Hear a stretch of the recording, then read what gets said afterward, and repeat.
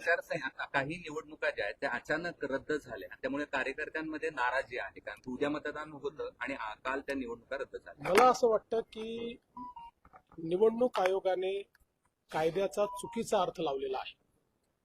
या निवडणुका रद्द करणं हे अत्यंत चुकीचं आहे. अशा पद्धतीने तर प्रत्येक वेळी कोणीही कोर्टात जाईल आणि मग निवडणूक पोस्टपोन होईल असं कधीच आजपर्यंत झालेलं नाही.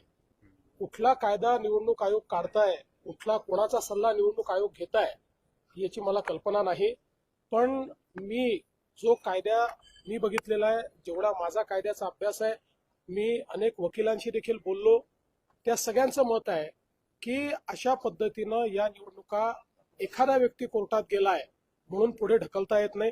काही तर अशा प्रकारचे देखील आहेत त्या ठिकाणी. आता निलंग्याचं आपण उदाहरण घेतलं, काल संभाजी पाटील निलंगेकर माझ्याशी बोलले. निलंग्यामध्ये सगळी प्रक्रिया पूर्ण झाली. एक कोणीतरी ज्याचा फॉर्म रद्द झाला होता तो कोर्टात गेला, कोर्टाने त्याचा फॉर्म रिजेक्ट केला, तो काही ऍक्सेप्ट केला नाही. त्यामुळे मग ज्यांनी फॉर्म भरले त्यांना पूर्ण वेळ मिळाला, परत घेण्याचा पूर्ण वेळ मिळाला, प्रचाराचा पूर्ण वेळ मिळाला.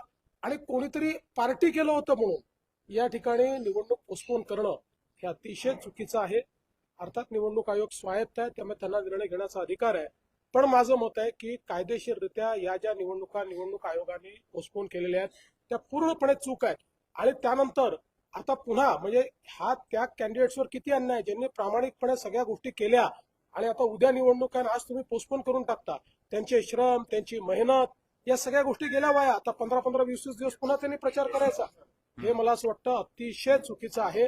आणि या संदर्भात निश्चितपणे आता तर निवडणूक होऊन जाईल, पण आम्ही या संदर्भातलं एक रिप्रेझेंटेशन निवडणूक आयोगाला निश्चितपणे देऊ की अशा पद्धतीने या निवडणुका पोस्टपोन करणं चुकीचं होतं.